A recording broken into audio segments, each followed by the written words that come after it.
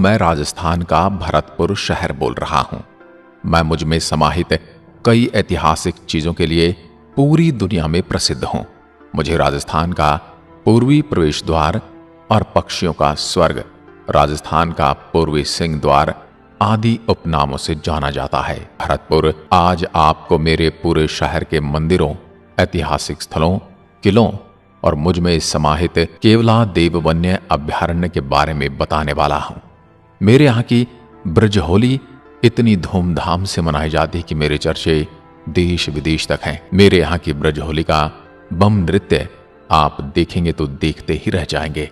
मेरे यहाँ के बच्चे, महिलाओं से लेकर मेरे शहर के बूढ़े बुजुर्ग भी अपना रंग जमाते हैं। मैं राजस्थान की सुंदर रंग बिरंगी संस्कृति के लिए जाना जाता हूं। मेरे यहाँ के लोग भगवान कृष्ण के ज्यादा दीवाने हैं। उन्हें अपने नृत्य गाजे बाजे के साथ मोहित करते हैं और भगवान की भक्ति करते हैं। मेरे इस शहर का नाम भगवान श्री रामचंद्र जी के भाई भरत के नाम पर रखा गया था और इनके दूसरे भाई लक्ष्मण यहाँ के राज परिवार के कुल देवता के रूप में पूजे जाते हैं। ये सब बातें मैं आपको आगे विस्तार से बताने वाला हूँ। आपको बता दूं, मैं राजस्थान की राजधानी जयपुर से 180 किलोमीटर, अजमेर से करीब 310 किलोमीटर, वहीं भारत की राजधानी नई दिल्ली से करीब 200 किलोमीटर की दूरी पर बसा हुआ हूं। मैं अपनी सीमा साझा करता हूं अलवर, दौसा, करौली और धौलपुर से। साथ ही मेरे 2 राज्यों की सीमा हरियाणा और उत्तर प्रदेश के साथ भी लगती है। मैं अगर मेरे क्षेत्र की बात करूं तो मैं 5066 वर्ग किलोमीटर में फैला हुआ हूं। मैं भरतपुर, मेरे यहाँ के इंटरेस्टिंग फैक्ट के बारे में बात करूं तो मुझ में ही राजस्थान की सबसे पहली सहकारी बैंक 1904 में मेरे यहाँ पर ही स्थापित की गई थी। राजस्थान का प्रथम सौर ऊर्जा चलित मिल्क प्लांट भी मेरे ही शहर में है। मेरे क्षेत्र की सांसी जनजाति सर्वाधिक मेरे ही शहर में पाई जाती है। मेरे यहाँ के लोगों का पहनावा रंग रंगीला है। सदियां बीत जाने के बाद भी यहाँ की वेशभूषा अपनी पहचान बनाए हुए है। पुरुष पोशाक में पगड़ी, अंगरखा, धोतिया, पजामा, कमरबंद या पटका शामिल करते हैं और महिलाओं की पोशाक में घाघरा, जिसे लंबी स्कर्ट भी कहा जाता है, कुर्ती या चोली और ओढ़नी भी शामिल है। रेलवे वैगन बनाने वाली संस्था मेरे शहर स्थित सिमको में है। आपको बता दूं, मेरे इस शहर की स्थापना राज्य के मालवा डिब्बे तैयार करने के उद्देश्य से 31 जनवरी 1957 में की गई थी। राष्ट्रीय सरसों अनुसंधान केंद्र भी मेरे ही नगर सेवर में स्थित है, जिसकी स्थापना 20 अक्टूबर 1993 को भारतीय कृषि अनुसंधान केंद्र द्वारा की गई थी। अब मैं आपको थोड़ा मेरे पुराने इतिहास के बारे में भी बता देता हूं। मेरी स्थापना जाट शासक राजा सूरजमल ने की थी और मेरे यहाँ जाटों का गढ़ हुआ करता था। मेरे यहाँ के मंदिर, महल व किले जाटों की कला कौशल को आज भी प्रत्यक्ष दर्शाते हैं। मैं आगरा से 55 किलोमीटर पश्चिम में स्थित हूं। लगभग 1733 ईस्वी में स्थापित यह मेरा शहर कभी भूतपूर्व भरतपुर रियासत की राजधानी हुआ करता था। मेरे शहर की बात की जाए तो मेरी स्थापना ठाकुर चूड़ामन सिंह जाट ने की थी, लेकिन बाद में मेरे मुख्य शासक राजा सूरजमल ने मुझे सजाया और संवारा। मेरे नगर की शोभा बढ़ाने तथा राजधानी को सुंदर तथा शानदार महलों से अलंकृत करने का कार्य राजा सूरजमल जाट ने किया, जो भरतपुर का सर्वश्रेष्ठ शासक था। 1803 में लॉर्ड लेक ने मेरे किले को घेर डाला। मेरे समयकाल में परिवर्तित प्रदेश में आगरे तक राजा जवाहर सिंह का राज्य था।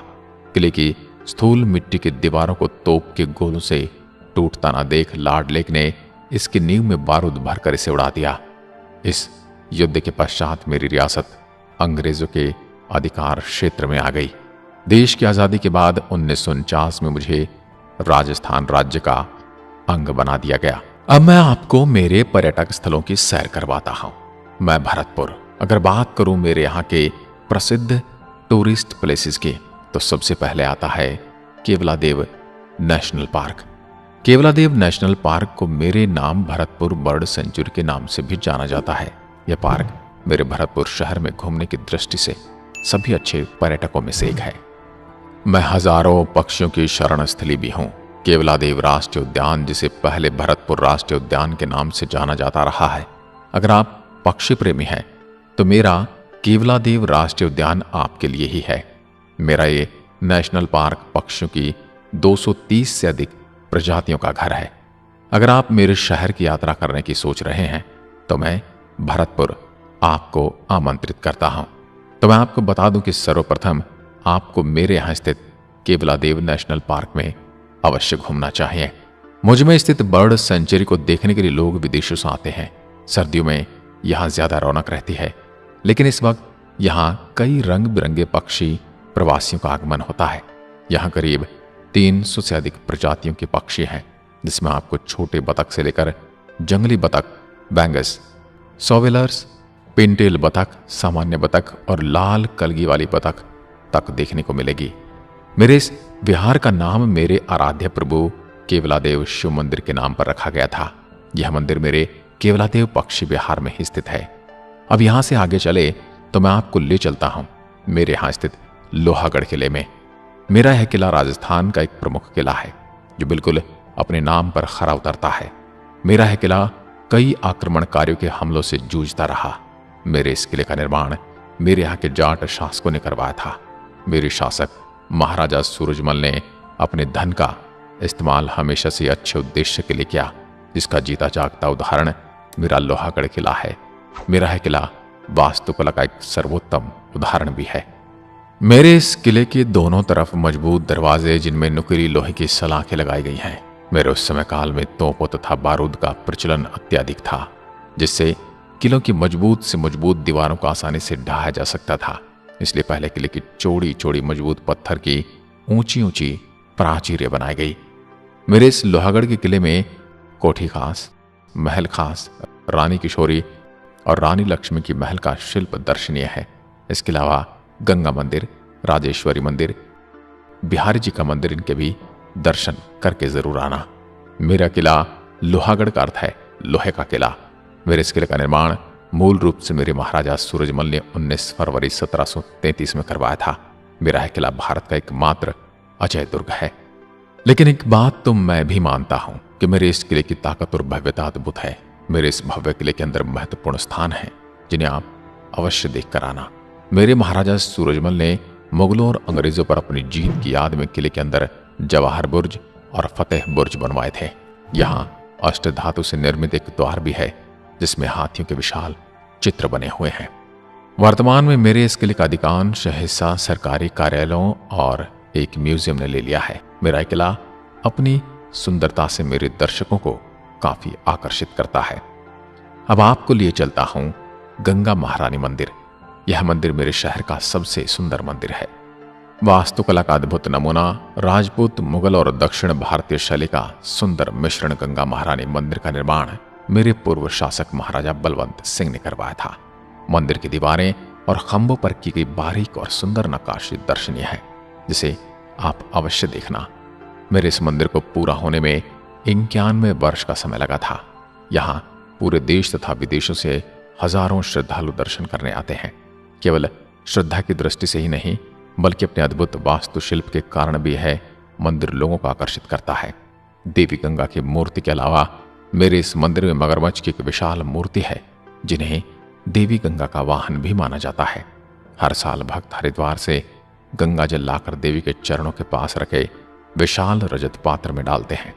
माना जाता है कि जब देवी गंगा अपने दिव्य आशीर्वाद से जल में डालती है, तब यह जल भक्तों के बीच प्रसाद के रूप में बांटा जाता है। आप मेरे इस शहर में आ रहे हैं तो यहां पर जाना ना भूलें। अब चलते हैं मेरे प्रभु बांके बिहारी मंदिर। मेरे प्रभु का यह मंदिर भारत के सबसे प्रसिद्ध मंदिरों में से एक है। माना जाता है कि यहां भगवान कृष्ण भक्तों की सभी आकांक्षाओं को पूर्ण करते हैं। मेरे शहर का बांके बिहारी मंदिर भारत के उन मंदिरों में से एक है जहां हमेशा सैकड़ों लोगों की भीड़ लगी रहती है। आरती से पहले भगवान की प्रतिमा को वस्त्र और आभूषणों से सजाया जाता है। मुख्य कक्ष के बाहर बरामदे की दीवारों पर भगवान कृष्ण के बचपन को दर्शाते चित्र देखे जा सकते हैं। मेरे यहाँ उत्तर प्रदेश के शहर भी नजदीक पड़ते हैं, इसलिए वहां से भी मेरे प्रभु के दर्शन को श्रद्धालु आते हैं। आप भी मेरे ठाकुर जी के दर्शन करना ना भूलें। अब मैं आपको लिए चलता हूं भगवान श्री राम के छोटे भाई लक्ष्मण जी के मंदिर। लक्ष्मण मंदिर का निर्माण महाराजा बलवंत सिंह ने 1870 में करवाया था। उनके पिता महाराजा बलदेव सिंह श्री संत दास के संपर्क में आए और तब उन्होंने इस मंदिर की नींव रखी। श्री संत दास लक्ष्मण जी के भक्त थे और जीवन पर्यंत उनके प्रति समर्पित रहे। इस मंदिर की नींव रखने के बाद महाराजा बलदेव सिंह ने बलवंत सिंह को अपने उत्तराधिकारी के रूप में घोषित कर दिया। मंदिर को पूरा कराने का श्रेय महाराजा बलवंत सिंह को जाता है। मेरे नगर के मध्य में 2 लक्ष्मण मंदिर मौजूद हैं, जिनमें से एक मंदिर लगभग 4 शताब्दी पुराना है, जबकि दूसरा लगभग 300 वर्ष पुराना है। मेरे इस मंदिर के मुख्य गर्भगृह में लक्ष्मण जी और उर्मिला जी की प्रतिमाएं स्थापित हैं। इनके अलावा भगवान राम, शत्रुघ्न और भरत तथा हनुमान जी की छोटी मूर्तियां भी हैं, जिनके दर्शन भी आप अवश्य करें। ये सभी प्रतिमाएं अष्ट धातु से बनी हैं। मेरे शहर में स्थित यह मंदिर बड़ी सुंदरता के साथ संगमरमर और बलुआ पत्थर से बनाया गया है। मेरा यह मंदिर पत्थरों पर की गई सुंदर नक्काशी के लिए प्रसिद्ध है। अब आपको ले चलता हूं डीग के महल और डीग के किला में। मेरे शहर से 34 किलोमीटर उत्तर में डीग नामक बागों का खूबसूरत नगर है। मेरे यहाँ के मुख्य आकर्षणों में मनमोहक उद्यान, सुंदर फवारा और भव्य जल महल शामिल है। यह शहर बड़ी संख्या में पर्यटकों को अपनी ओर खींचता चला जाता है। डीग के राजमहलों में निर्मित गोपाल भवन का निर्माण सन 1780 में किया गया था। सुंदर बगीचों से सजे इस भवन से गोपाल सागर का नजारा देखा जा सकता है। भवन के दोनों ओर 2 छोटी इमारतें हैं, जिन्हें सावन और भादव भवन के नाम से पुकारा जाता है। मेरे शहर के आसपास घूमना तब तक अधूरा है जब तक आप डीग का किला नहीं देख लेते। मेरे परम प्रतापी राजा सूरजमल ने इस किले का निर्माण कुछ ऊंचाई पर करवाया था। मेरे किले का मुख्य आकर्षण यहाँ की घड़ी मीनार है, जहां से न केवल पूरे महल को देखा जा सकता है, बल्कि नीचे शहर का नजारा भी लिया जा सकता है, जिसके ऊपर एक बंदूक रखी है जो आगरा किले से लाई गई थी। खाई, ऊंची दीवारों और द्वारों से घिरे इस किले के अवशेष मात्र ही देखे जा सकते हैं। अब बात करते हैं मेरे ब्रज महोत्सव के बारे में। मेरे यहाँ मनाया जाने वाला यह त्योहार बहुत ही प्रसिद्ध है और पवित्र त्योहार है। यह त्योहार मार्च महीने में मनाया जाता है, जिसमें सभी जाति के लोग भगवान कृष्ण के अनंत समर्पण का त्योहार मनाते हैं। इस त्योहार की खासियत यह है कि इसमें रासलीला नृत्य होता है। इस खास मौके पर लोग बाणगंगा नदी के पवित्र जल से स्नान करते हैं। अगर आप मार्च महीने में मुझे देखने आते हैं, आप आनंदित महसूस करेंगे और यह दृश्य कभी भी भूल नहीं पाएंगे। हाँ, मैं बात करूं मेरे यहाँ के स्वादिष्ट भोजन नाश्ते की, तो मेरे यहाँ पर विशिष्टता या जीवंत खाद्य संस्कृति नहीं है, लेकिन इसके बाद भी आपको यहाँ पर लोकप्रिय राजस्थानी व्यंजनों के साथ यहाँ के खास व्यंजनों में प्याज कचौरी, मावा कचौरी, आलू की सब्जी और कई ऐसे खाद्य पदार्थ शामिल हैं जिनका स्वाद आप कभी भूल नहीं पाएंगे। मेरे सुंदर शहर को देखकर आप जरूर प्रसन्न होंगे और यहाँ आने का मन अवश्य बना रहेगा। तो आपको बता दूं, मेरे शहर आने के लिए, मेरे सुंदर शहर को देखकर आप प्रसन्न हुए होंगे और यहाँ आने का आपका मन जरूर बना होगा। तो मैं आपको बता दूं, मेरे शहर आने के लिए अपने आसपास के प्रमुख शहरों से सड़क और रेल के माध्यम से अच्छी तरह से मैं जुड़ा हुआ हूँ। दिल्ली मुझसे 200 kilometre, Agra 60 kilometre, Jaipur 180 kilometre पड़ता है। वहीं आप बड़े शहरों से आने वाली ट्रेन भी पकड़ सकते हैं। मैं कई राष्ट्रीय राजमार्गों के माध्यम से इन सभी प्रमुख शहरों से जुड़ा हुआ हूँ। अगर आप हवाई जहाज से मेरे यहाँ की यात्रा करना चाहते हैं तो बता दूं कि यहाँ के लिए सीधी कनेक्टिविटी उपलब्ध नहीं है। मेरे शहर का निकटतम हवाई अड्डा आगरा में स्थित है, जो मुझसे 50 किलोमीटर की दूरी पर है। साथ ही यदि आपने कभी मेरे शहर का भ्रमण किया तो कमेंट में लिखकर जरूर बताएं कि आपने क्या क्या देखा, और मेरी सुंदर आत्मकथा को लाइक करना ना भूलें। आज की वीडियो में बस इतना ही। जय हिंद, जय भारत।